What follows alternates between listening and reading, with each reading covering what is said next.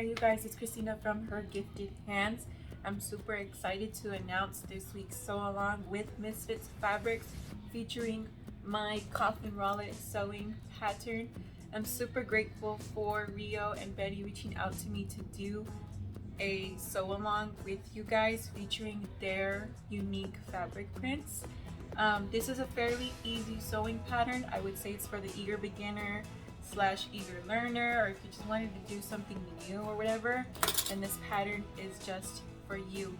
This one here I have is modified with a longer zipper. In the original pattern I do tell you to just make the zipper long enough for one side. However, in the video I will show you just how to do a modified zipper version for this Coffin WRallet pouch. It's super cool, it's super awesome, it's super fun too because it does have 5 card slots on the back and an optional card slot strap. This pattern in particular has been pretty popular for my shop since I brought it out in October. And then just a couple months ago it blew up on TikTok, so I figured it was time to show you guys just how to make your own. My only hope is that anyone that makes one of these has the same effect with your customers too. Customers love it because it's cute. Like, I'm not tooting my own horn, but it's just cute, you know? Big enough to hold the phone, all your small necessities, so that's what I love about it. Take a shot for every time I say I have a bad habit of doing that. But anyways, without further ado, let's get started. Okay, so for your supplies, you are gonna need less than a 1/4 yard of your main fabric. Today I get to use this fabulous print by Misfits. I love it. You're then gonna need less than a 1/4 yard of your cotton lining or your cotton fabric for your lining. This can either be canvas, waterproof canvas, or just regular cotton fabric. For custom orders and stuff like that, I prefer to use canvas, but today for this video I don't feel like busting out my waterproof canvas rolls just to cut out a small piece, so I am going to be using some cotton fabric. That's Quilters cotton from Joanns, easy to find. You're then going to need a zipper tape. I just had my zipper tape. 7 inches of zipper tape. If you don't feel comfortable working with zipper tape, you can also work with just a regular zipper. We're gonna end up adding a zipper tab to the end, and then we're gonna fold down the sides here, base stitch, and install. Once you have all of that, you're then gonna need bias tape or fabric binding. You can literally make your own fabric binding to coordinate with your print. Today, because I'm being lazy, I am gonna just use my bias tape. That's gonna be for my zipper end, by the way. You're then gonna need woven interfacing. Fusible fleece is an option. It's not absolutely necessary, but if you want to add some padding or whatever to your Coffin WRallet, I would suggest you use fusible fleece just for the front panel, which is right behind your main fabric. But you are going to want to interface with some SF101 or any other type of lightweight interfacing just to give that main fabric some more, gosh, I don't even have the words. But you just want to give it more life, okay?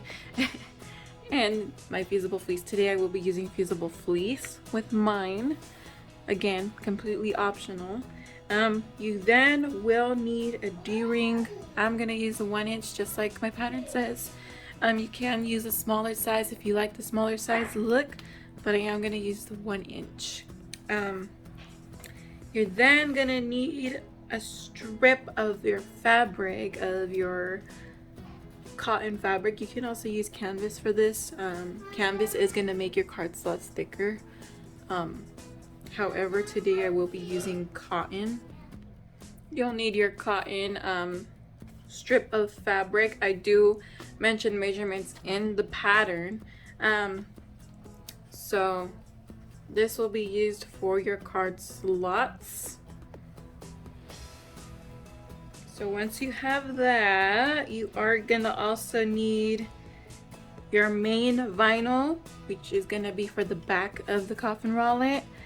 And just like this one has here, it's vinyl, and then you have the fabric. So this back piece that I have, this purple vinyl, is gonna be used for the back. And it's also gonna be used for the optional card slot strap you see here. You don't have to have the card slot strap, but if you want to feel more secure about your cards and stuff, I would suggest you do that. Next is snap buttons. So there are a couple of snap button options I'm going to be showing you that you can use. You can use plastic snap buttons. This is for the optional card slot strap here. Now for that part, you can use plastic snaps. I have some plastic snaps here with the little tool and stuff too. However, you can also use some metal snaps as well. That's what I actually used for this one. It's just like metal snap buttons. I like the look of the metal snaps, to be quite honest. I wasn't using this before because I never actually had this little tool or whatever to do it. But I really like the look that these metal snaps give. But if it's just like your first one that you're making, then it truly doesn't even matter, really. But if you want to go for the nicer look, I would go for the metal snap buttons. Just be sure to reinforce behind that button, just like I state in the pattern, so that you don't rip up your vinyl from continued use. Now, you're also going to need like a hole punch or anything sharp to punch your holes when you're doing the card slots. This just gives it a nicer finish. I don't know if you could tell on the sides there. These little holes at the ends. That just gives it a really cool finished look. There's a couple of options you can use for that part. I'm going to be using my press that I have here with the hole punch cutout thingamajig. But you can also use the handheld rivet set that looks something like this. If you don't have a whole entire press like this, don't be scared. Don't worry, you can actually use just a handheld, I think it's called an awl. I don't even know. But yeah, it does come with it comes in a little set with rivets and stuff that you use a hammer with. So yeah, you can find it at Walmart, Joanns, Amazon, basically I think any craft store. But yeah, so I am gonna just start to prepare all of my pieces now. Excuse my jacked up coffin template here. This is the original one I've been using since October, so it is a little beat up after 2 kids got a hold of it. So I like to fold mine in half just to make sure everything is symmetrical and stuff. So I'm just gonna go ahead and cut my woven interfacing, my fusible fleece, my interior lining, my back vinyl, as well as my main print. So let's get to it. Okay, so now I have all of my pieces prepped. I have my main panel interface with the woven interfacing, as well as fusible fleece. I now have my back part cut out. I've got my interior lining cut. Got my 2 pieces for the card slot straps, and just the little pieces for the zipper tab here. So now I'm gonna show you guys the next step, which is making your outline for the card slots on the back of your vinyl piece. So just as the pattern says, we're gonna take the exterior vinyl back piece and we're going to draw lines from one corner to the other horizontally, and then we're going to go ahead and draw lines going down vertically just like it shows in the pattern. This right here just allows you to have like a guide of where your card slots will actually be, so that way they're more even and not just there, if you know what I mean. So now that I have my lines drawn, I'm then gonna get credit card, just a standard size credit card. I actually got this whole pack of plain credit cards from Amazon just for the sole purpose of making these, and also so I could take pretty pictures, and they're all the same. So I'm gonna take one of these credit cards and I'm gonna use it as like a template so that I know how wide to actually cut my card slots. I don't want to make them too wide because then they're gonna be wiggling everywhere. Even though it's gonna have a strap cover, they're still gonna be wiggling everywhere if the card slot itself is too wide. So what I like to do is I like to center it as much as possible. You can actually just mark your center like this. It might be a great idea. So just like that, take my card, center it as much as possible. Make sure it's even on both sides. And I'm just gonna draw a line. Just like that. Just because I wanna know my width. The width I wanna do the card slots. So now, once I have that done, I'm then going to make my lines. Well, actually, you're supposed to make your lines first for the gaps. I make mine about a 1/2 inch distance from each other. Now, I like to eyeball it because I've done this pattern so many times, but if you're a perfectionist, just go ahead, do what you gotta do to make sure they're all even. Let's see, I don't even know. Yeah, about a 1/2 inch. Okay. So once you have all your lines done, you're gonna want to make your hole punches on these intersecting lines. I'll circle those for you guys so that you know what I'm talking about. So I'm gonna take my press with the punch die in it. I'm then going to just punch the holes where those lines meet. I'm gonna go a little bit further out just because I don't want it to be too tight of a snug fit for the cards. Because once I'm through with punching all of my holes, I am gonna cut directly across from one hole to the next. So now I have all my little hole punches done, as you can see. I'm now gonna just flip it back on its side, and I'm going to just slice right across each line from one hole to the next. If you have small scissors, I would suggest you use small scissors if you're not very steady with your rotary cutter.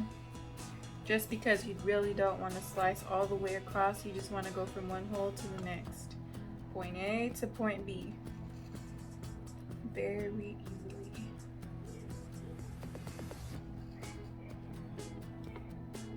Even if you go a little bit over the hole or whatever, that's fine. You just don't want to go way over, if that makes sense. So now your piece should look something like this.